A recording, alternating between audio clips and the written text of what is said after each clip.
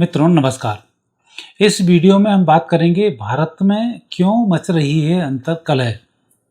आप देखें party wise तो सभी पार्टियों की स्थिति बहुत बेहतर नहीं है।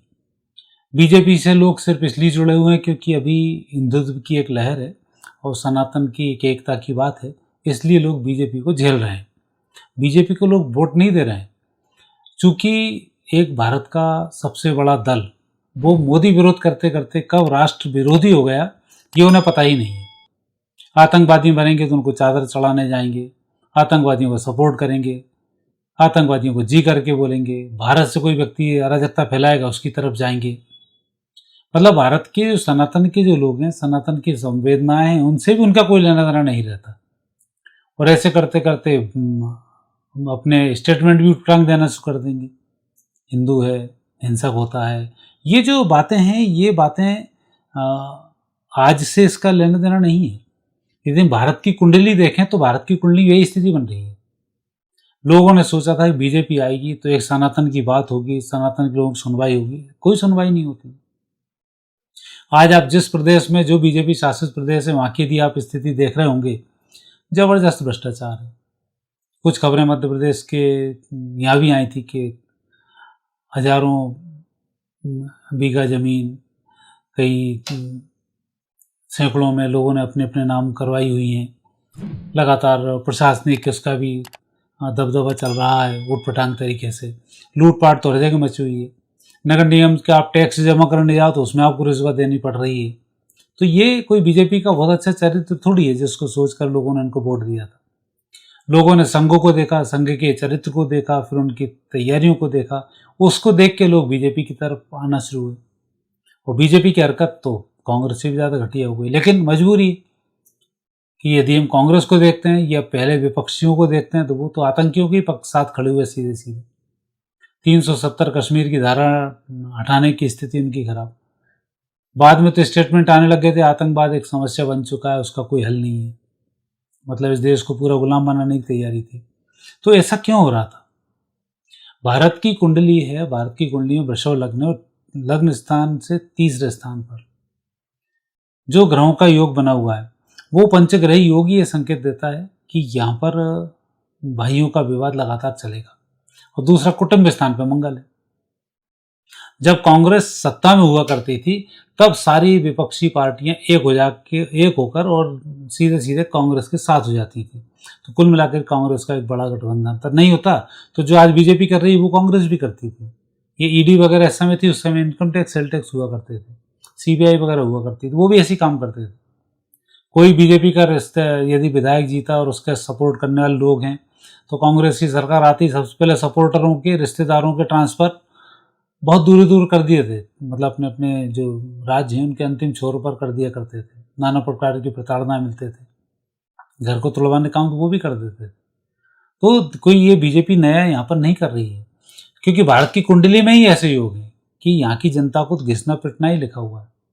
उस समय में लोग सोचते थे कि स्वतंत्र भारत में कांग्रेस का एक नया योगदान था क्योंकि पेपर चलते नहीं थे। महात्मा गांधी की पोल उस समय खुलती नहीं थी, लोग उनको महात्मा समझते थे।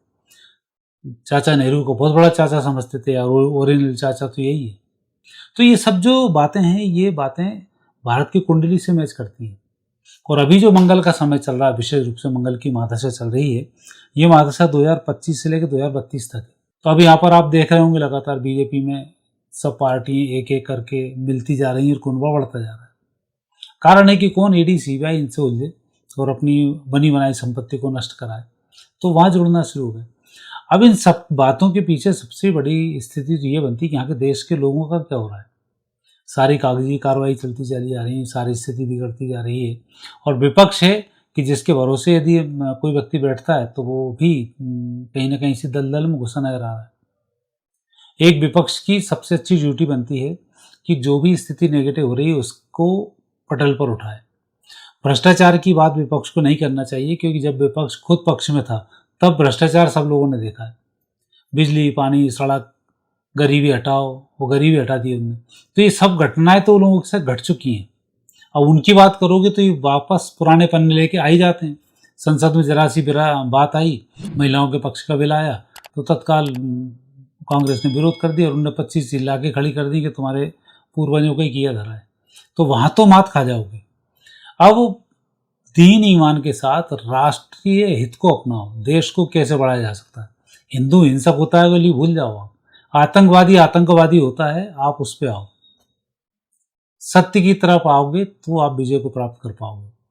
संघ ने सबसे बड़ा काम यही किया, 1925 में इनकी हरकतों को समझ लिया था, गांधी जी की, जवाहरलाल नेहरू की, और जो कांग्रेसी तथाकथित पूतने हैं जिन्होंने द्वितीय विश्व युद्ध में सुभाष चंद्र बोस की बात नहीं मानी थी, उन्होंने समझ लिया कि सब गड़बड़ है, तो संघ की उत्पत्ति हो गई। और उन्होंने ऐसे संस्कार देने शुरू किए कि उस संस्कार के दम पर लोग समझ गए कि भारत का कोई भला कर सकता है तो भाजपा है, जो संघ से बनी हुई है, और इसलिए लोगों ने उसका सपोर्ट करके आज आगे बढ़ गए। जबकि स्थिति ये कि उन्होंने भी वही काम करना शुरू कर दिए जो पहले कभी कांग्रेस और ये किया करती थी। आज भी स्थिति वही नेगेटिव चली आ रही है। तो ऐसे समय में जो कुंडली के योग हैं, मंगल द्वितीय स्थान पर कुटुंब कलह लगातार करा रहा है, और ये कुटुंब कलह 2025 से 2032 तक बहुत जबरदस्त होगी। पार्टियों में टूट फूट होना, भारत के मामले में किसी का नहीं सोचना, सिर्फ एक अलग है कि एक बड़ा धड़ा जो भारत की सुरक्षा में लगा हुआ है, वो सुरक्षा भारत की मजबूत बनी हुई है। जितनी भारत की दुर्गति कांग्रेस शासन में थी, 2014 में जो हमारे सैनिकों की स्थिति थी, उससे हम सुधार पर हैं, लेकिन अब आपको पैटर्न बदलने पड़ेंगे। अखिलेश यादव को विशेष रूप से इस मामले में सजग रहना पड़ेगा, क्योंकि कम से कम ये भारतीयों के बारे में सोचता है, लेकिन लगातार आप आतंकियों को ही सब कुछ आका बनाने लग जाओ, अतीक अहमद की आप बात करने में लग जाओगे और उनकी बुराई नहीं करोगे, तो उनके वोट तो आपको मिलना ही है, चाहे कहीं भी कुछ भी कर लो, वो तो आने ही आने। पर जो एक अच्छा वोटर था हिंदुओं का, वो भी आपके हाथ से चला गया। एम बाय फार्मूला आपका फेल हो गया, आपके वाय आपके साथ नहीं रह पाए, तो ये क्या हुआ। ऐसे ही टीएमसी में कलकत्ता में हुआ, ममता बनर्जी का अच्छा वाला सब कुछ चल रहा था, लेकिन कब वो भारत विरोधी हो गई, मोदी का विरोध करते करते उनको खुद ही समझ में नहीं आया, और अल्टीमेट जनता ने उनकी विदाई कर दी। तो सबसे बड़ा कारण आज विपक्ष को सोचना पड़ेगा, हम अलग क्यों हैं। अलग सिर्फ इसलिए हो कि तुम आतंक के साथ में हो, मुस्लिम परस्ती में लगे हुए हो, पाकिस्तान और बांग्लादेश और चीन की इनके लिए काम कर रहे हो, सारी स्थिति क्लियर होती है। आज जरा सी कोई नेगेटिव घटना घटती है, तत्काल विरोध में खड़े हो जाते हैं। महिलाओं के बिल की बात आई, तत्काल विरोध में खड़े हो गए। अरे ये तो पक्ष की बातें थी, सरकार अच्छा काम कर रही है, अटल बिहारी वाजपेयी के टाइम कहीं ऐसा नहीं होता तो उस विपक्ष में कि सरकार कोई अच्छा काम करे और विपक्ष साथ ना आए। यहाँ तो सत्ता पक्ष कुछ भी बोल रहा है, हमें उसका विरोध करना है, तो ये मंगल के कारण भी होता है, और ये स्थिति यहाँ पर बनी हुई है। और भाइयों का विरोध वैसे ही होता है, 11वां बड़ा भाई का घर होता है और तीसरा छोटे भाई का घर होता है, तो वहाँ लगातार उनसे एक के बाद एक गणनाएँ की जाती हैं। तो उन गणनाओं को यदि हम करें तो हमारे तीसरे स्थान पर जो ग्रह बैठे हुए हैं, वापसी कलह के ग्रह बैठे हुए हैं। आज हम भारतीय लोग ही एक नहीं हो पाते हैं। परिस्थिति ठीक है तो अभी चल रहा है। संघ की बात करें तो उसने कम से कम इतना आने की कोशिश की, लेकिन आज जो संघ का विकृत रूप सामने आ रहा है, संघ के लोग बातें बड़ी बड़ी करेंगे, लेकिन जब संघ के लोग जो पार्टी में एंट्री करते हैं तो वो उनका चेहरा, चरित्र, चाल चलन सभी बदल जाता है, वहाँ कोई बातें नहीं आती। आज आप किसी भी विधायक की बुराई कर दो, तत्काल आपके कहीं ड्रग्स रखवा के पकड़ा देगा, कहीं कुछ करा देगा और पुलिस आपकी सुनेगी। हालांकि कांग्रेस टाइम भी ऐसे ही होता था, जब किसी का विरोध करो तो ऐसे ही होता था। विपक्ष कैसे खड़ा हुआ संघ, ये संघ से सीखना चाहिए अब भारत के विपक्ष को। संघ की शाखाओं में जाकर देखना चाहिए कि लोग कैसी बात करके कैसे लोगों को मैनिपुलेट करते हैं और कैसे लोगों को एकत्रित करते हैं और कैसे राष्ट्रीयता की भावना कूट कूट कर भरते हैं।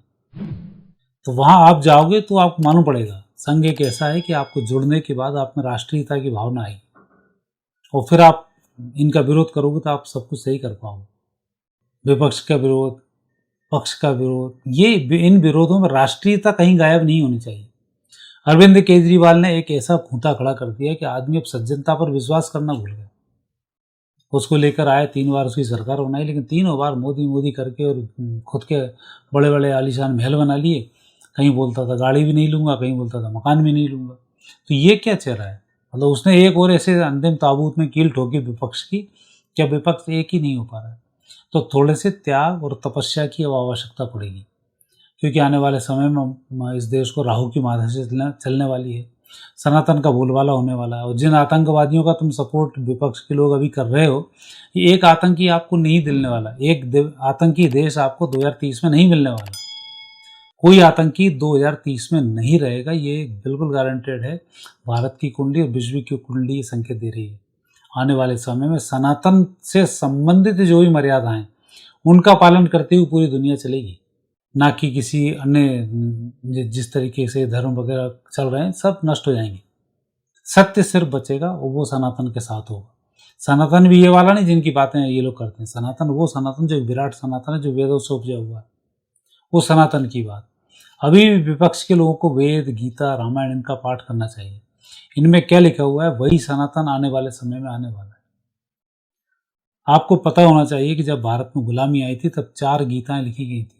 विनोबा भावे की गीता थी, लोकमान्य तिलक की गीता थी, महर्षि अरविंद की गीता थी, विवेकानंद की गीता थी। तो ये जो गीताएं थी, इन्होंने एक जो अंदर से योद्धाओं के अंदर युद्ध की जो भूमिका बनाई, उससे लाभ मिला है। शहीद होने की जो परंपरा बनाई, उससे लाभ मिला है।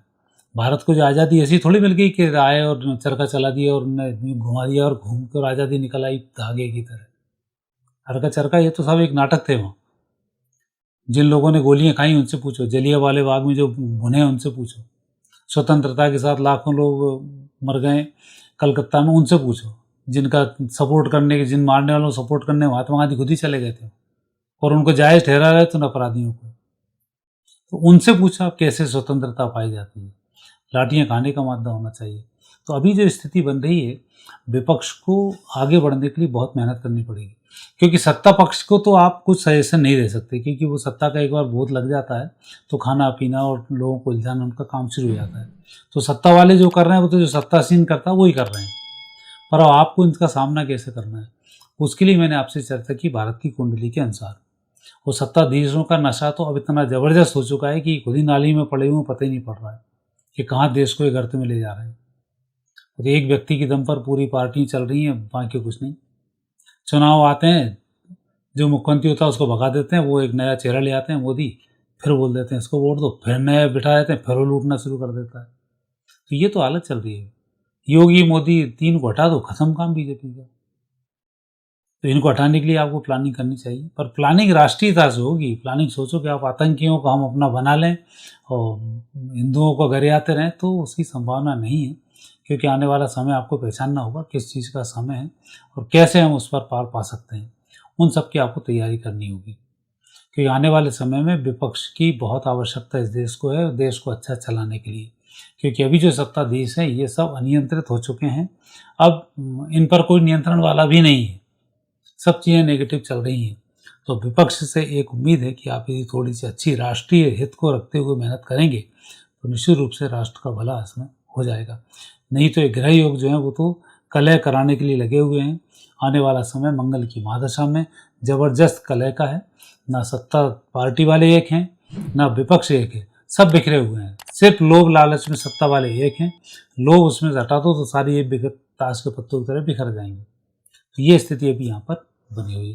तो मतलब भारत की कुंडली के अनुसार आज जो स्थिति है उसकी मैंने आपसे समीक्षा की। आगे फिर नए विषय के साथ आपसे भेंटू की आज्ञा दीजिए। नमस्कार।